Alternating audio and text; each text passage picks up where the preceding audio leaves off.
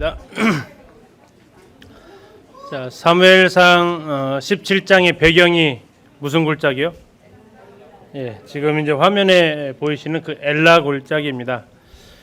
셰펠라라고 한다고 우리가 여호수아 할 때 한번 공부했던 적이 있었는데요. 이스라엘의 중요한 셰펠라가 5개 있다고 말씀을 드렸습니다. 자, 위에서부터 차례대로입니다. 제일 위에가 아얄론 골짜기. 누가 관련되어 있어요? 성경 인물에? 여호수아죠, 여호수아. 예, 해가 머물렀던 것입니다. 자, 아얄론 골짜기 밑에 무슨 골짜기요? 예, 소렉 골짜기. 누구와 관련되어 있어요? 예, 삼손과 관련되어져 있습니다. 사사기에서 보셨습니다. 그리고 세 번째 골짜기 이름이 엘라 골짜기. 올라가면 어디로 올라가냐면 베들레헴으로 올라가요.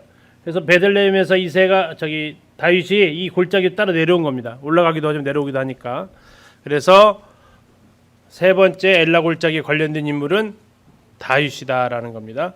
다음에 네 번째 골짜기가 스바다 골짜기 또는 벳 구브린 골짜기 뭐 이렇게 불려지기도 합니다. 자, 여기와 관련된 것은 열왕기로 넘어가는데 왕이 있습니다. 왕 아사 왕이 바로 스바다 골짜기와 관련되어져 있습니다. 자, 그리고 제일 마지막에 있는 골짜기가 라기스 골짜기입니다. 이건 헤브론으로 올라가는 골짜기인데 라기스는 누구랑 관련되어져 있습니까? 히스기야 왕과 관련되어져 있습니다.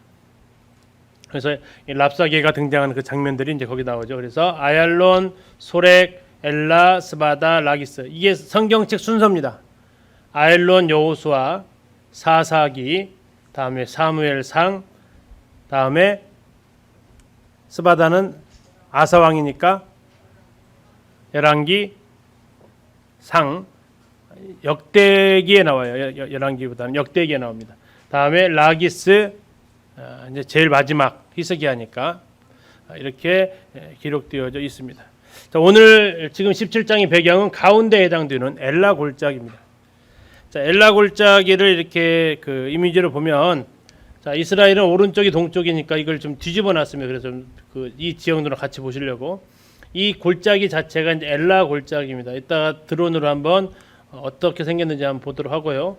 자, 17장 1절에서 뭐라고 표현되어져 있는지 잠시 한번 읽어드리면, 블레셋 사람들이 그들의 군대를 모으고 싸우고자 하여 유다에 속한 소고에 모여 소고와 그 다음 아세가 사이, 소고와 아세가 사이. 자, 소고와 아세가가 어디 있습니까? 여기 텔 아세가 있습니다. 소고와 아세가 사이 어디예요? 에베스 담멤에 진을 졌다 그랬죠. 그러니까 소고, 현재도 소고란 지명이 있고 아세가 있습니다. 저희들이 나중에 이 아세가로 올라가 사진을 찍었었는데, 소고와 아세가 사이에 에베스 담멤에 진을 졌다. 다음에 2절에 사울과 이스라엘 사람들이 모여서 엘라 골짜기에 진을 쳤다. 그러니까 마주보고 쳤겠죠. 그래서 이스라엘군이 여기에 있었다. 자, 지금 이 화살표 방향은 누가 온 방향이라고요? 베들레헴에서 지금 내려오는 겁니다. 이스라엘 군 진영으로. 누가 와요? 다윗이 내려오는 진영이죠. 자, 그걸 좀 지도를 통해서 다시 확대해서 보면, 베들레헴에서 지금 다윗이 이스라엘 진영으로 이렇게 내려왔답니다. 이 무슨 골짜기로 내려왔다고요? 엘라 골짜기로 내려왔다고요. 아까 보셨던 다윗의 유적 샤라임이 여기에 있습니다. 키르벳 케야파라고 했던 그 지역이 발굴이 되면서 다윗의 성읍이라는 것이 확인이 됐고요. 이스라엘과 블레셋은 서로 마주보고 있었다. 그리고 그 중간 어디쯤에서 다윗과 골리앗이 싸웠겠죠. 그리고 다윗이 골리앗을 죽인 이후로 블레셋은 이 길로 도망갑니다. 샤라임 길로 내려갔다라고 성경에 이제 표현되어져 있는데, 이 길로 내려가면서 이스라엘 백성들이 따라서 그들을 이제 죽이는 모습을 성경은 기록을 하고 있습니다.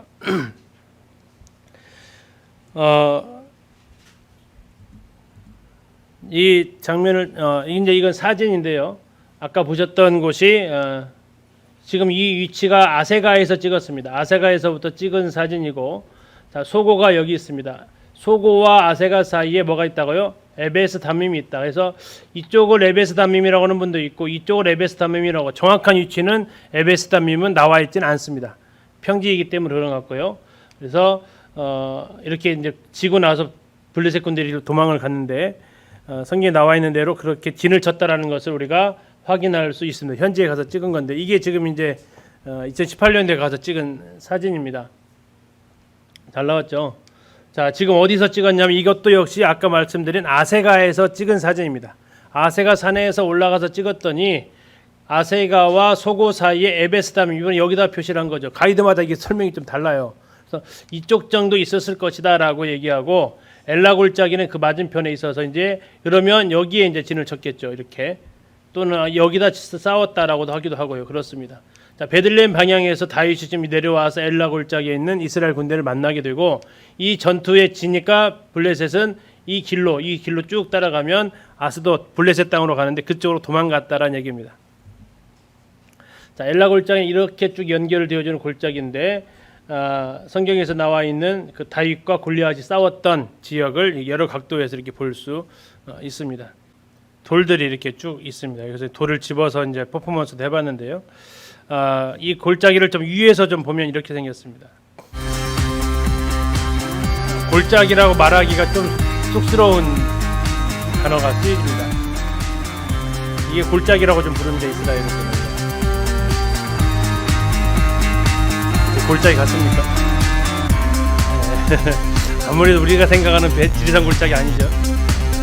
낮은 구릉이다라고 생각하시면 됩니다.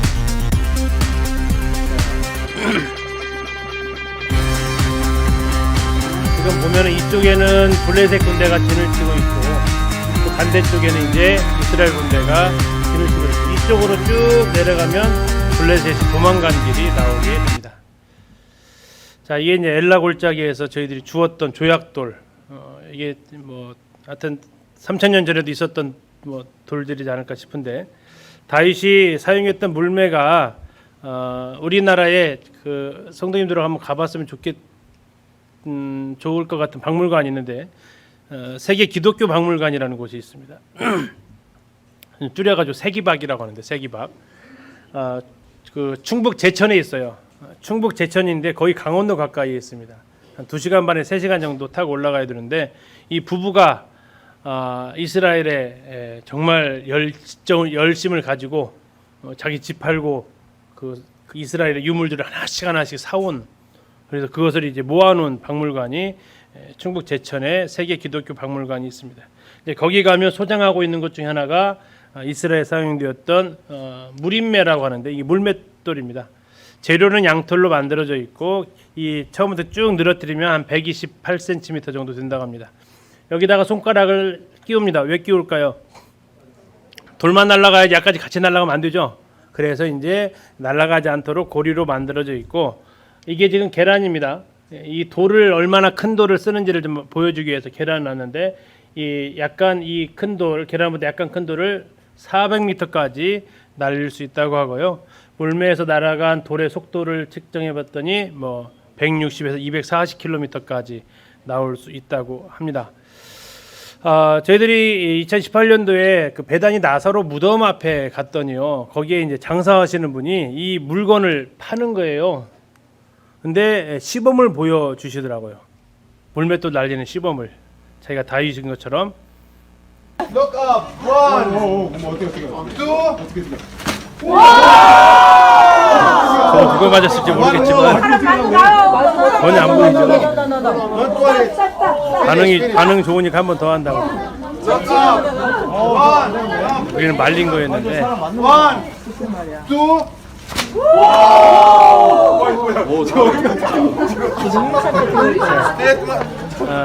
과연 저 실제 파워가 어느 정도나 되는지는 한번 다른 영상으로 확인해 보겠습니다.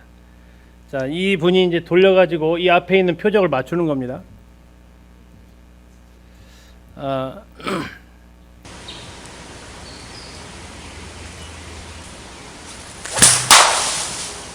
잘 맞추죠. 네, 이걸로 해서 소리가 아주 웅장합니다.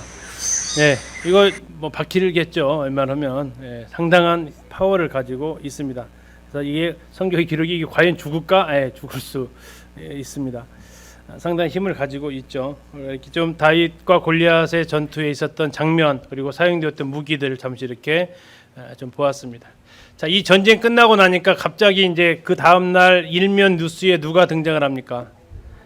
다윗이 등장하죠. 뭐 아주 대대적인 홍보가 되어졌을 겁니다.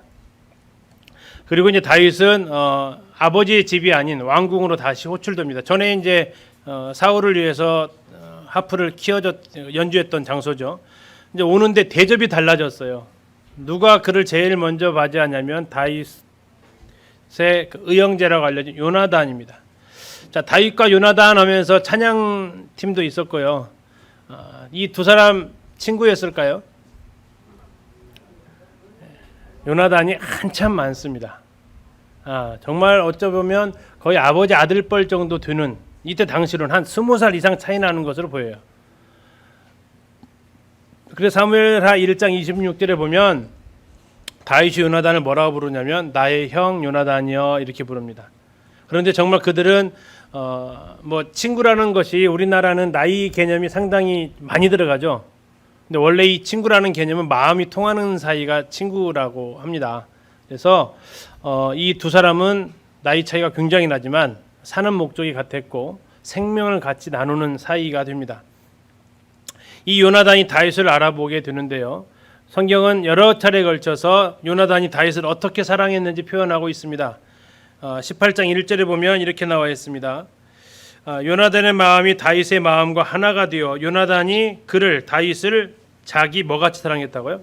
생명같이 사랑했다. 3절에 또 나옵니다. 요나단은 다윗을 자기 생명같이 사랑했다. 20장 17절에서도 또 한 번에 걸쳐서 나옵니다. 다윗에 대한 요나단의 사랑이 그를 당시 맹세하게 하였으니 이는 자기 생명을 사랑함 같이 그를 사랑함이었더라.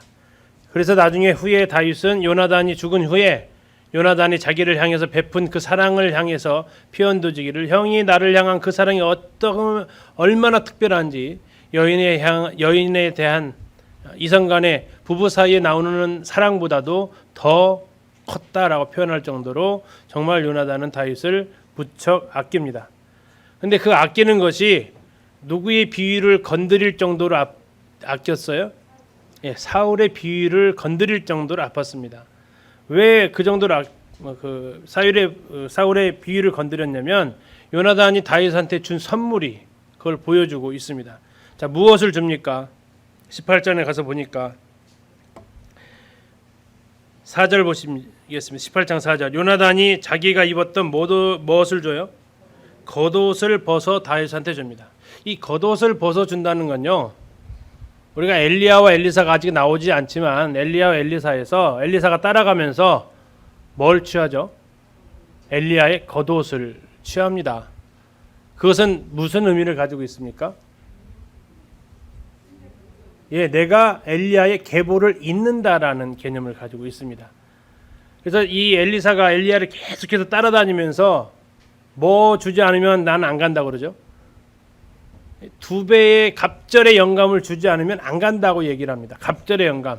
이게 2배의 영감, 이게 이제 자칫 오해하기 쉬운 건데, 엘리야 당신보다 내가 2배나 능력 있게 해주십시오라는 그런 것이 아닙니다. 갑절의 지분을 받을 수 있는 게 누구예요? 장자예요, 장자. 큰아들이 2배의 그 후손들이 받는 것 중에 2배의 유업을 받을 수 있어요. 그래서 지금 엘리사가 요구하는 것은 내게 갑절의 영감을 달라는 얘기는 뭡니까? 내가 당신의 직통 후계자가 되게 해달라는 겁니다. 엘리야는 선지자 학교가 따로 있었거든요. 그런데 엘리사는 그렇게 훈련받은 사람이 아니에요. 그러니까 선지자 선생도 다 미워하죠. 그러나 끝까지 찾아갑니다. 나 갑절의 영감을 주지 않으면 안 되겠다 하니까 결국 네가 내가 올라가는 걸 보면 그렇게 될 것이다 하면서 올라갈 때 엘리야가 뭘 떨어뜨려요? 그 겉옷을 떨어뜨립니다. 이 겉옷을 그가 물려받았다는 것은 그런 의미를 가지고 있다는 거예요. 이 요나단은 이 겉옷을 가지고 있다는 것은 사울의 왕위를 잇는다라는 얘기입니다. 그런데 그것을 다윗한테 벗어준다는 것은 뭡니까? 그러면 왕위가 어떻게 된다는 얘기예요? 넘어간다라는 얘기죠. 그리고 그는 스스로 자원해서 벗어줍니다.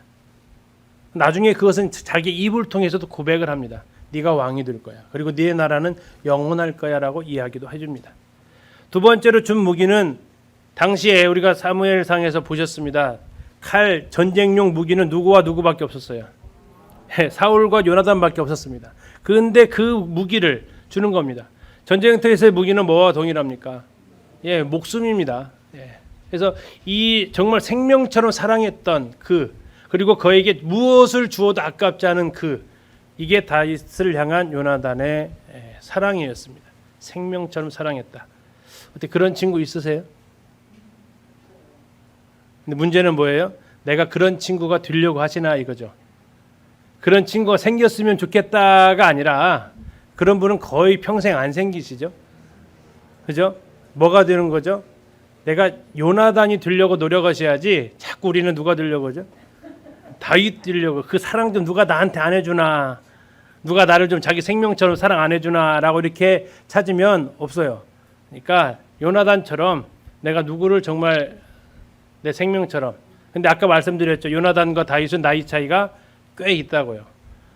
정말 내가 사는 목적이 같고 삶의 비전이 같은 젊은이들이 있으면 정말 그를 그렇게 아낌없이 사랑을 해 주시면 이게 바로 정말 나이를 초월한 세대를 넘나드는 사랑이 아닌가 싶습니다. 자, 사울은 다윗을 이제 보내는데 곳곳마다 가서 지혜롭게 행해서 아마 전쟁에서 싸움에서 이깁니다. 그래서 그를 군대 장관으로 세웁니다. 자, 가는 곳마다 이기고 돌아오니까 전쟁에서 이기고 돌아오면 여인들이 다윗을 향해서 찬가를 부릅니다. 뭐라고 부릅니까? 사울이 죽인 자는 천천히요 다윗은 만만이다. 자, 이 말을 듣고 제일 불쾌한 게 누구예요? 예, 사울이 불쾌하죠. 왜 불쾌합니까? 이가 앞으로 이것이 얻을 것은 뭐밖에 없어요. 이제 이 나라밖에 없겠구나 하면서 그를 굉장히 불편하게 합니다. 자, 그러면서 아마 이제 스트레스를 엄청나게 받았겠죠. 그러면 악령이 다시 그를 괴롭히게 되고 그럴 때 다윗을 부릅니다. 다윗은 이제 그 앞에서 뭐를 합니까? 하프 연주를 해주죠. 자, 그때 이제 다윗이 그 틈을 노려서 자기가 가지고 있던 창을 던집니다. 누구를 향해서요? 자기를 위해서 하프 연주하고 있는 다윗을 향해 창을 던집니다. 자, 그때 다윗이 아주 잽싸게 피했고 좀 도망갔어야 되는 한 번 더 던질 때까지 또 그렇게 합니다. 그러면 도대체 사울은 왜 그를 두려워했느냐? 18장 12절입니다. 18장 12절 여호와께서 사울을 떠나 다윗과 함께 계심으로 사울이 그를 두려워한지라. 이게 다윗이 사울에게 두려움이 되었던 것이었습니다. 그런데 아까 다윗을 자기의 그 하프 연주해주러 해주는 사람을 택한 이유 중에 하나가 뭐였다고 했어요? 여호와께서 함께 계시는 사람이었단 말이죠. 그게 좋아서 뽑았는데 이제는 뭐가 된 거예요? 그게 제일 눈에 가시가 되었고 그를 두려워하는 이유가 되었다라고 이야기를 하고 있습니다. 그랬더니 이제 그를 죽이지는 못하고 그를 강등시킵니다. 다윗을 천부장으로 군대 장관이었었는데 장관했다가 일병 그냥 한 부대를 맡기는 그러한 것으로 강등시켰으나 다윗은 연연하지 않고 또 지혜롭게 행합니다. 다윗은 백성들에게 사랑을 받게 되고 이제 다윗을 또 다른 방법으로 없앨 방법을 찾게 됩니다. 첫 번째는 자기의 창으로 죽여보려고 했지만 실패했는데 이제 자기의 손이 아닌 남의 손을 빌려서 다윗을 죽이려고 하는데 그게 누구였냐면 블레셋의 손을 빌려서 죽이려고 합니다. 전쟁에 보내가지고 죽이려고 하는데 다윗이 죽질 않아요. 가는 곳마다 이기고 돌아오고. 그래서 이제 메랍을 통해서 보내려고 했다가 그냥 유야무야 시키고 미갈이 다윗을 좋아하는 줄 아니까 이제 미갈을 이용해서 합니다. 조건을 내세우죠. 다윗아, 네가 사위가 되려면 블레셋 사람 양피 100개를 배우면 된다. 자, 이미 다윗은 사위로 들어올 조건을 갖췄어요? 못 갖췄어요? 골리앗 죽였으니까 조건 갖췄잖아요. 그럼에도 불구하고 또다시 조건을 걸으면서 다윗을 죽이려는 계획을 세우게 되죠. 그러면 다윗은 왕의 사위가 되는 것을 좋아했을까요? 싫어했을까요? 엄청 좋아해요. 왜 좋아했을까요? 좋아했다는 것을 어떻게 알 수 있을까요? 100개만 배우라겠잖아요. 몇 개 배워요? 200개를 배워요. 이거 엄청 좋아한 거죠. 뭐 미갈을 사랑해서 그랬는지 이제 왕의 사위가 되고 싶은 마음에서 그랬는지 아니면 더 이상 이제 자기 집안에 대한 그 메리트가 떨어져서 그랬는지 모르겠지만 아무튼 왕의 그 조건을 만족을 시킵니다. 그래서 결국 미갈의 남편이 되게 되죠. 그러니까 다윗이 이제 자기 창을 던져도 안 죽어, 블레셋을 이용해서 죽이려고도 안 죽어. 그러면서 그가 느끼는 것은 뭡니까? 또 하나님이 함께 하시는 사람이구나. 이것이 그에게 있어서 가장 두려움이 됩니다. 18장 15절에 이렇게 나와 있습니다. 아까 12절에서는 여호와께서 함께 하셔서 두려워했다고 했는데 15절은 이렇게 말합니다. 사울은 다윗이 크게 지혜롭게 행함을 보고 그를 두려워하였다라고 말하고 있습니다. 28절에 보니까 여호와께서 다윗과 함께 계심을 사울이 보고 알았고 29절 사울이 다윗을 더욱 두려워했다라고 이야기하고 있습니다. 자, 하나님이 함께 하십니다. 다음에 모든 일을 지혜롭게 행합니다. 자기의 가장 가까운 자녀들마저도 누구 편입니까? 요나단은 이미 뺏겼고 다윗한테 이제 누구까지요? 미갈까지도 이제 자기 편이 아닌 다윗 편을 드니까 그를 계속해서 두려워하게 되는 가운데 이르게 됩니다. 결국 어쨌든 다윗은 계속 사울의 그 살해 포위망에 놓이게 되는데 마지막 장면이 미갈을 이용해서 죽이려고 하는 계획을 세웁니다. 그런데 이 모든 과정을 옆에서 요나단이 다 보고 있었고요. 사울은 19장에서 공개적으로 신하들한테 다윗을 죽이라고 명령을 내립니다. 19장 1절입니다. 사울이 그의 아들 요나단과 그의 모든 신하에게 다윗을 죽이라 말하였다라고 얘기합니다. 다윗 죽여라라고 이제 공개적으로 사위를 죽이는 이런 시도를 합니다. 그러니까 이 소식을 듣고 다윗이 요나단이 어떻게 하겠습니까? 말리겠죠. 19장 4절 요나단이 그의 아버지 사울에게 다윗을 뭐 했다고요? 칭찬합니다. 왕은 신하 다윗에게 범죄하지 마옵소서. 그는 왕께 득죄하지 아니하였고 그가 왕께 행한 일은 심히 선합니다.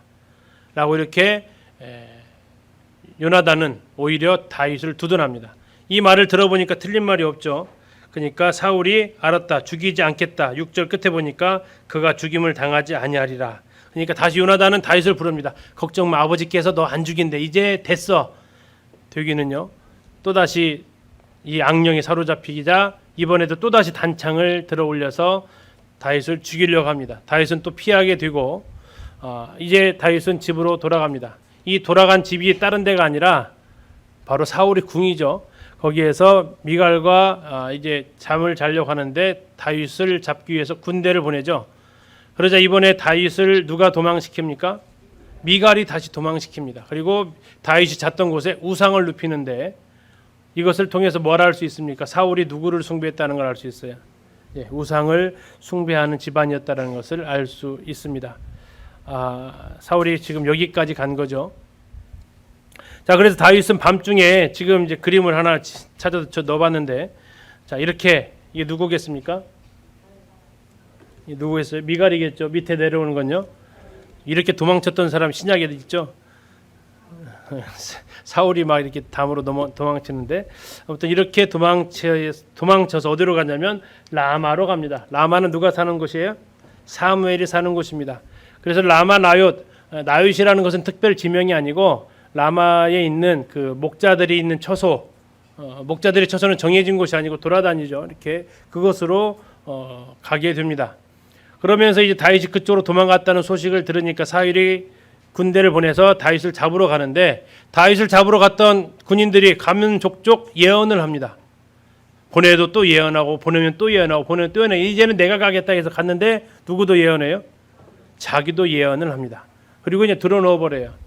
자, 이 상황이 지금 아까 지난번에 말씀드렸던 사무엘상의 대표적인 세 인물 사무엘, 사울, 다윗 만날 수 있는 기회였어요. 여기 한 번에 다 나와요. 세 명이 다. 자, 사무엘은 라마에 살고 있었고 다윗은 사울을 피신해서 라마로 도망갔고 사울은 다윗을 잡기 위해서 라마로 갔고 그래서 한 번에 만날 수 있는 장소가 기회가 생겼는데 만나요? 못 만나요? 못 만나죠. 그래서 결국 이제 그들은 더 이상 만날 수 없는 상황 가운데 가게 되고 자, 이것을 바탕으로 지어진 시편이 있습니다. 그게 시편 59편입니다. 다윗의 믹담시에서 나오는데 사울이 사람을 보내서 다윗을 죽이려고 그 집을 지킨 때에, 그러니까 시편 59편을 읽으시려면 사무엘상 19장을 보시면 알 수 있습니다. 몇 개 구절만 생략해서 좀 읽어보면 나의 하나님이여 나의 원수에게서 나를 건지시고, 나의 원수 삐리 누굴까요? 사울이죠. 그죠? 일어나 치려는 자에게서 나를 높이소서. 사울도 치려는 자로 표현합니다. 2절 악을 행하는 자에게서 나를 건지시고, 이 누구예요? 악을 행하는 자? 사울. 피 흘리기를 즐기는 자 누구예요? 사울. 나를 구원하소서. 그들이 나의 생명을 해하려고 엎드려 기다리고 강한 자들이 모여 나를 치려하니 여호와여 이는 나의 잘못으로 말미암이 아닙니다. 나의 죄로 말미암음도 아닙니다. 4절 나한테는 허물이 없습니다. 그들이 달려와서 그냥 죽이려고 하는 것뿐입니다. 주님 나를 도우시기 위해서 깨어 살펴주소서. 주님 은혜를, 그들에게는 악을 행하는 모든 자들, 사울에게는 은혜를 베풀지 마소서 하면서 다윗이 하나님 앞에 탄원시라고 그러죠. 이렇게 시를 읊습니다. 자, 이제 다윗은 호를 단신으로 이제 도망자의 신세가 되었습니다. 그런데 이 요나단 가운데 꼈습니다. 아버지를 버릴 수도 없죠. 생명처럼 사랑했던 다윗도 버릴 수 없습니다. 다윗한테 한 번만 더 얘기합니다. 다윗아, 한 번만 더 기다려보자. 내가 한 번만 더 아버지한테 확인해 볼 테니까 제발 한 번만 더 좀 믿어보자. 형이 이렇게 하는 거 아버지가 다 알고 있는데 형한테 이 일을 알게 할까요? 형이 나를 보호해 주려는 사실을 사울 왕의 아버지께서 다 알 텐데 형 모르게 이 일을 진행하지 형이 알게 할까요? 아니야, 내가 다 알아내는 수가 있으니까 가지 말고 여기 꼼짝 말고 기다리고 있어. 알았습니다. 그러면 이번에 딱 한 번만 더 하겠습니다. 그러면서 이제 그때가 마침 언제냐면 매월 1일 월삭이라고 하는 초하룻 날입니다. 자, 이스라엘에게도 이 초하룻 날은 어떤 날이냐면 지난달에 잘못을 회개하고 새로운 마음으로 한 달을 시작하는 거예요. 우리는 보통 새해 첫날 하죠. 이스라엘은 지혜로워요. 매달 해요. 네, 매달. 근데 우리가 좀 더 지혜롭죠. 우린 3일마다 할 수 있다고요. 그죠? 네, 그러면 이스라엘보다 훨씬 더 지혜로운 삶을 살 수 있어요. 자, 아무튼 이 월삭 때에 사울이 그동안에 내가 다윗 죽이려는 거 잘못했다라고 뉘우치고 이제 새로운 삶 살겠다 할지도 모르니까 한번 기다려보자. 대신 그 식사 자리에 자녀들이 다 해야 되는데 난 안 가겠습니다. 가면 죽일지 모르니까. 그러면서 그 자리를 이용해서 요나단이 사울의 마음을 확인하려고 합니다. 첫째 날은 그냥 안 왔나 보다 하고 갑니다. 아픈가 보다. 근데 그 다음 날도 안 와요. 그러니까 이제 이 다윗을 향해서 이 사울이 이제 그 본 뜻을 드러내기 시작합니다. 근데 이제 이때 요나단이 이 일을 또 말리게 되죠. 그런데 이미 사울의 뜻은 확고하죠. 죽이겠다고 이미 뜻을 정합니다. 자, 그러면서 요나단과 다윗이 서로 이제 들로 나가서 언약을 맺습니다. 무슨 언약을 맺냐면 내가 한 번만 더 다시 확인하겠다. 여전히 포기 못하지. 한 번만 더 확인하자. 자, 무슨 확인이냐? 만약에 내가 아빠한테 다시 한 번 가서 물어보겠다. 그리고 너를 다시 죽이지 않겠다고 한다면 돌아오자. 자, 구호는 이거다. 화살이 네 왼쪽이나 오른쪽에 이쪽에 있다고 그러면 너는 오면 된다. 근데 화살이 네 앞으로 가면 너는 그냥 앞으로 곧장 도망가면 된다. 이게 우리의 약속이다. 화살이 이 편에 있다. 그러니까 앞쪽이 아니고 왼쪽에 내 그쪽으로 쏘겠다. 그러면 그 화살을 주워놓은 아이한테 화살이 이쪽에 있지 않냐 그러면 너는 안심해라. 그런데 내가 이 아이한테 화살이 네 앞에 있지 않느냐 그러면 너는 이제 도망가라. 라고 서로 약속을 짭니다. 자, 그래서 이제 아버지의 마음이 완강한데요. 어느 정도로 완강을 하냐면 이 20장에서 이 요나단을 향해서 악담을 퍼붓습니다. 20장 30절입니다. 20장 30절 사울이 요나단에게 화를 내며 그에게 이르되, 이렇게 말할 수가 있어요. 폐영무도한 계집의 소생아, 네가 이새의 아들을 택한 것이 네 수치와 네 어미의 벌거벗은 수치됨을 내가 어찌 알지 못하랴. 이새의 아들이 땅에 사는 동안은 너와 네 나라가 든든히 서지 못하리라. 그런즉 이제 사람을 보내어 그를 내게로 끌어오라. 그는 죽어야 할 자이니라. 네가 지금 요나단 네가 다윗을 살리면 어떻게 된다는 얘기입니까? 이 나라 네 거 안 돼.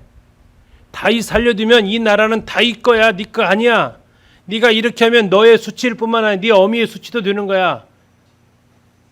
그러면서 자식을 향해서 참 패역무도한 이런 말을 쓸 정도로 사울이 이제 완전히 뜻을 정한 것을 보게 되죠. 그래서 요나단이 이제 자기의 그 수하 군사와 함께 들러 나갑니다. 다윗과 약속한 곳으로.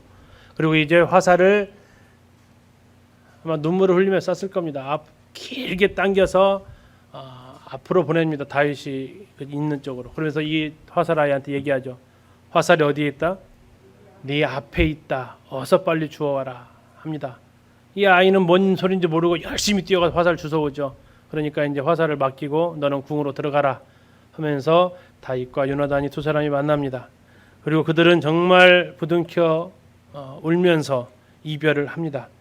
20장 41절 아이가 가매 다윗이 곧 바위 남쪽에서 일어나서 땅에 엎드려 3번 절한 후에 서로 입맞추고 같이 울되 다윗이 더욱 심하더니 요나단이 다윗에게 이르되 평안히 가라. 우리 두 사람이 여호와 이름으로 맹세하기를 여호와께서 영원히 나와 너 사이에 계시고 네 자손과 네 자손 사이에 계시리라 하였느니라 하니 다윗은 일어나 떠나고 요나단은 성읍으로 돌아가니라.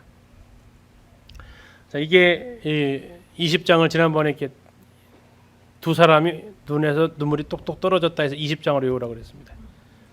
두 사람의 눈물이 20장입니다. 누굽니까? 다윗과 요나단의 눈물입니다. 앞에 있는 이는 그 두 명이고 영은 눈에서 떨어지는 그 눈물을 생각하시면 사무엘상 20장에서 두 사람이 정말 눈물의 이별을 하는구나라고 이렇게 기억할 수 있겠습니다. 자, 그러면서 이 두 사람은 영영 이별은 아닙니다. 나중에 또 만납니다. 다윗 숨어 있는 곳을 또 찾아와서 괜찮아? 살아 있었어? 나라는 분명히 네 거 될 거야. 다시 요나단의 그 사랑은 정말 끊이지 않습니다. 자, 이제 다윗은 어디로 가야 될까요? 라마는 이미 들켜버렸습니다. 어디로 가야 될까요? 그가 찾아간 땅은 노비라는 땅입니다. 놉은 왜 그가 갔을까요? 여기는 당시에 성막이 있었던 자리입니다. 제사장이 여기에 상주하고 있었는데 아히멜렉이라는 제사장이 거기에 있었습니다. 이 아히멜렉이 지키고 있을 때 다윗이 갑니다. 그래서 먹을 것 좀 없습니까? 뭐 제대로 이제 먹지도 못한 거죠. 그래서 이 제사장이 다윗한테 뭘 줍니까? 떡상에 있었던 떡, 새로운 떡을 놓으면서 물려낸 식어버린 떡, 식은 밥을 먹기가 좋을까요? 식어버린 떡을 먹기가 좋을까요? 그래도 밥이 나서요. 떡은요, 딱딱해지거든요. 그러면 이 물려낸 떡이기 때문에 일주일이 있었을 겁니다. 일주일 된 이 정말 딱딱하고 식은 떡을 받습니다. 그리고 이제 그것을 먹은 거죠. 나중에 이제 이 마태복음에서 이 사건을 다시 한번 언급이 되어집니다. 자, 아무튼 이 상황을 보면서 다윗이 혹시 무기도 있을까요? 제가 급히 왕의 명령을 시행하니라 무기를 못 챙겨왔습니다. 하니까 뭘 줘요? 당신이 여기다가 맡겨놨지 않았습니까? 무슨 칼을? 골리앗의 칼이 여기 있습니다. 그러니까 가져가십시오. 이건 뭐 당신 거니까. 근데 이것을 누가 다 보고 있었냐면 도액이라는 사람이 보고 있었습니다. 그의 이름의 뜻이 눈치 보는 자입니다. 얼마나 이게 이름을 참 잘 지었어요. 원래 이것을 다 지켜보고 있었던 거죠. 근데 그 사람 소개합니다. 에돔 사람이었고요. 사울의 양을 치는 사람이었습니다. 그리고 이 상황을 다 지켜보고 있었습니다. 그러면 이 상황은 바로 이 놉과 사울의 고향이었던 기브아는 멀어요, 가까워요? 사울의 양을 이 사람이 치고 있었으니까 가까운 거죠. 일단 거리상으로 이렇게 확인 한번 해보겠습니다.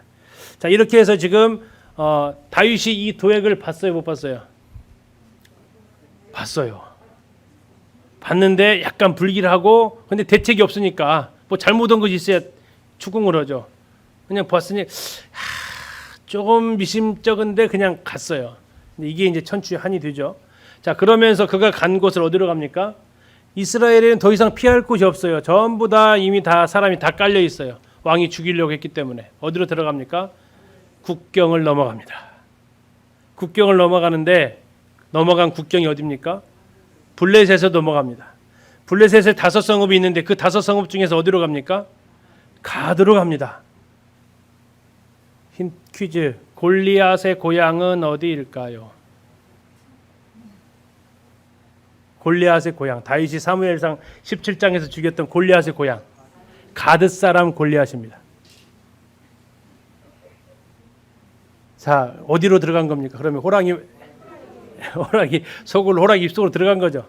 근데 다행인 것은 뭐가 다행일까요? 시간이 꽤 흘렀다. 그리고 다윗은 용모가 어땠을까? 예전하고 많이 달라졌다. 자, 그러면 알아본다, 못 알아본다? 못 알아볼 수 있다. 근데 화근은 뭐다? 뭘 가지고 갔다? 누구 칼? 골리앗의 칼을 왜 가져가 도대체? 골리앗의 칼을 가져갔는데 그 칼은 심상치 않은 칼이죠. 평범한 칼 아닙니다. 그렇죠? 거인이나 들고 다니는 칼이죠.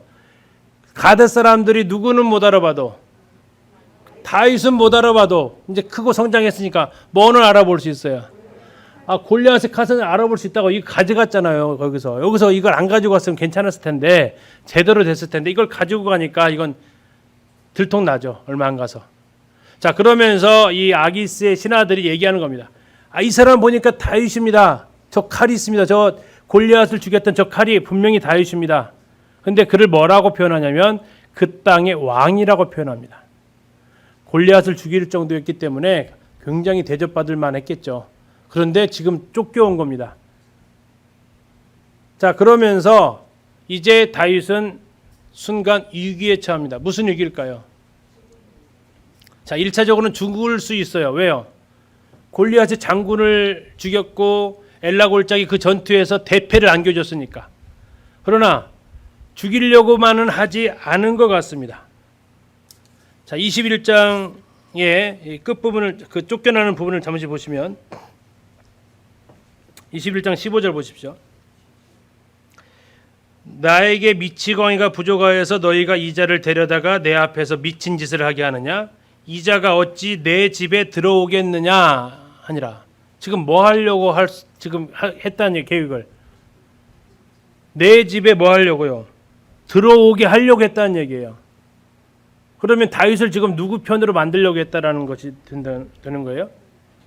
예, 블레셋 편으로 만들 계획을 지금 세웠다라는 겁니다. 나중에 이제 다윗이 스스로 찾아가긴 합니다만 지금 이 상황에서는 지금 갑자기 무슨 상황이 됩니까? 들키지 않겠지. 이 정도 됐으니까. 근데 가지고 갔던 칼 때문에 아마 들킨 것 같습니다. 졸지에 죽을 위험도 있었겠지만 그러나 이가 왜 이스라엘의 그 땅의 왕이 여기까지 왔느냐 상황 살펴보니까 왕이 죽이려고 한 거죠. 사울 왕이. 그러면 이걸 다윗을 다시 뭘로 활용할 수 있어요?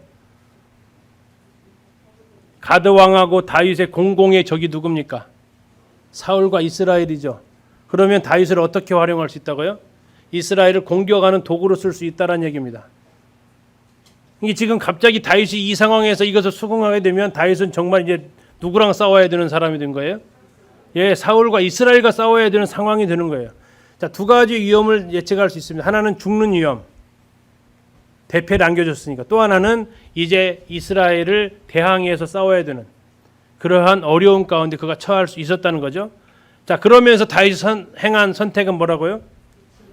자, 연기를 합니다. 즉석 연기를 하죠.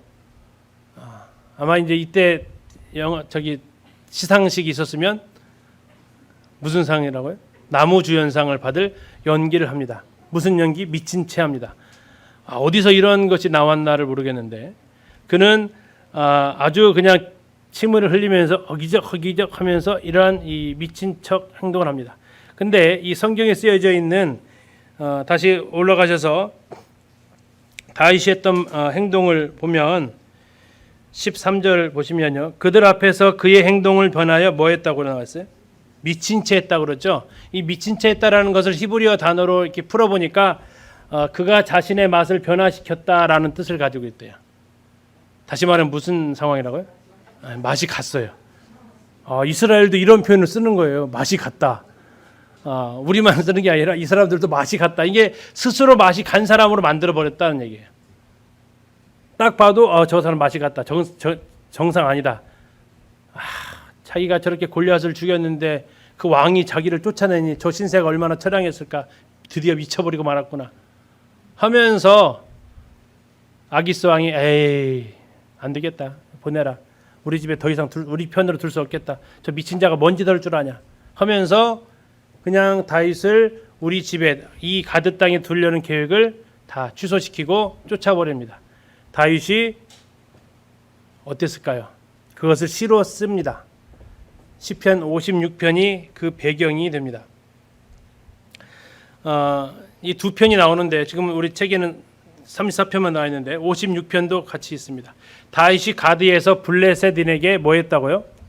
잡혔대요. 그러니까 제일 처음에는 그냥 모르는 척 갔는데 이제는 이제 잡힌 거예요. 잡혀서 어디에 갔을까요? 아마 이제 그 갇혔겠죠. 자, 이 갇혔을 때 지은 시가 아마 이제 이 시라는 거죠. 하나님의 나에게 은혜를 좀 베풀어 주십시오. 6절 그들이 내 생명을 엿보았던 것 같이 모여 숨어서 내 발자취를 지켜봅니다. 8절이 유명한 구절입니다. 나의 유리함을 주께서 계수하셨사오니 나의 눈물을 주의 병에 담으소서. 9절 내가 아뢰는 날에 내 원수들이 물러가려니 이것으로 하나님이 내 편이심을 내가 아나이다. 13절 주께서 내 생명을 사망에서 건지셨습니다 라고 얘기합니다. 이게 지금 잡혀 있을 때입니다. 그리고 연기를 기가 막히게 해서 드디어 풀려납니다. 그리고 풀려나면서 지은 시가 34편이에요. 그러니까 앞에가 56편이 먼저 지었고 그 다음에 34편을 지은 겁니다. 제목이 이렇습니다. 아비멜렉. 가드 왕이 아까 이름이 뭐였어요? 아기스였죠. 근데 왜 아비멜렉이에요? 이건 이름이 아니고 왕이라는 뜻이에요. 네. 이해 가시죠? 이름이 아닙니다. 아비멜렉은 왕의 호칭입니다. 바로처럼 왕의 호칭입니다. 대통령처럼. 이게 다윗이 왕 앞에서 미친 채 하다가 쫓겨나서 지은 시. 이제는 감옥에서 해방이 된 거죠. 4절에 얘기합니다. 내 모든 두려움에서 나를 건지셨다. 내가 부르짖었더니 하나님께서 구원하셨다. 건지셨다. 부르짖음에 귀를 기울이셨다. 나를 건지셨다. 내 모든 뿔을 보호하셨다. 아까 시하고는 완전히 이제 좀 다른 느낌을 가질 수 있습니다. 여기 한번 보고 마치도록 하겠습니다. 여기가 보면 아까 다윗이 이제 도피했던 경로인데요. 지금 이 기브아에 누가 살고 있다고요? 사울, 요나단, 미갈 같이 있었고, 자 여기에서 이제 노베 다윗은 피신을 갑니다. 노베 제사장이 있었고요, 아히멜렉이 있었죠. 그리고 여기에서 어느 정도에서는 이제 도액이 지켜보고 있었을 것입니다. 여기에서 노베에서 예를 들어 가깝습니다. 1km밖에 안 됩니다. 노베에서 진설병 먹고 안 가져갔으면 더 좋았을 것 같을 골리앗의 칼을 가지고 갑니다. 어디로요? 저 블레셋 땅으로. 자, 내려갈 때 어디로 내려갔을까요? 내려갈 때 쉐펠러로 내려가야 됩니다. 자, 맞춰보십시오. 아이알론으로 갔을까요? 소렉으로 갔을까요? 엘라로 갔을까요? 엘라로 갑니다. 갈 수밖에 없습니다. 그쪽 길이에요. 자, 엘라로 가면 어떨 것 같아요? 예전에 뭐 하면서 갔던 길입니까? 형을 안부 전하러 갔다가 여기에서 골리앗을 만나서 승리하고 그의 인생이 완전히 180도 달라지죠. 그 길을 이제는 어떤 신세로 갑니까? 그 정말 배경음악이 깔리면 어떻게 깔릴 것 같아요? 정말 슬프게 깔리겠죠. 처량하게. 밤에 갔을까요? 낮에 갔을까요? 낮에는 못 돌아다녔겠죠. 얼마나 적막한데 갔을까요? 예, 그 모습을 한번 떠올려 보시라고. 엘라 골짜기로 내려갔다고. 그래서 가드에 도착을 합니다. 근데 간 곳이 골리앗의 고향이라니까요. 칼만 안 가져갔어도 어떻게 살아보는데 칼을 가져가서 하나님이 못 숨게 만드신 것 같아요. 아무튼 그래서 그곳에서 만나게 됩니다. 자, 가드는 현재 지금 어느 지역인지 거의 밝혀졌습니다. 그리고 이제 거기를 뭐라고 하냐면 텔 짜피트라고, 이름이 좀 어렵네요. 그래서 하나만 더 마치겠습니다. 노브 땅만 잠시 좀 보겠습니다. 아까 노브에 뭐가 있었다고요? 성막이 있었고 아히멜렉 제사장이 있었고 다윗이 골리앗의 칼을 가져갔고 진설병 땅을 먹었던 것입니다. 여기가 예루살렘이고요. 여기가 노비입니다. 거리상으로 어때요? 약 한 1km 정도 떨어져 있습니다. 다음에 저 기부에서 여기까지는 걸어서 1시간 정도면 한 4km 정도 떨어져 있다고 보시면 되겠습니다. 현재 히브리 대학교가 있습니다. 이게 지금 히브리 대학교입니다. 히브리 대학교에서 바라본 건데 여기에 지금 예루살렘 황금돔이 있습니다. 굉장히 가까운 곳에 위치하고 있다라는 겁니다. 여기에 예루살렘 황금 성전이 이렇게 있어서 보입니다. 보이면 그러니까 여기에 제사장이 있었고 여기에 도액이 지켜보고 있었고 그 상황. 다음에 다윗의 칼이 골리앗 칼이 여기에 있었고 그리고 이제 이걸 야경으로 지금 이렇습니다. 여기가 이제 반대로 본 겁니다. 여기가 황금돔입니다. 그리고 저쪽으로 이게 보이는 데가 히브리 대학교 높당입니다. 그래서 아주 지척에서 성경에서 뭐라고 표현되어 있냐면 손을 흔들면 보일 정도의 위치다고 합니다. 그 정도로 아주 지척에 있는 이스라엘 가서도 바로 보일 수 있는 곳 이것이 우리가 보셨던 높당의 위치가 되겠습니다. 자, 오늘 21장까지 이렇게 보면서 다윗이 이제 22장부터는 본격적으로 무슨 길에 접어들어요? 예, 도망길에 접어듭니다. 하나님께서 그를 훈련시키시는 과정이다라고 성경은 기록하고 있습니다. 왕의 훈련 특별했습니다. 그것을 같이 이렇게 살펴보도록 하겠습니다. 선생님 기도해 주시고 오늘 마치도록 하겠습니다.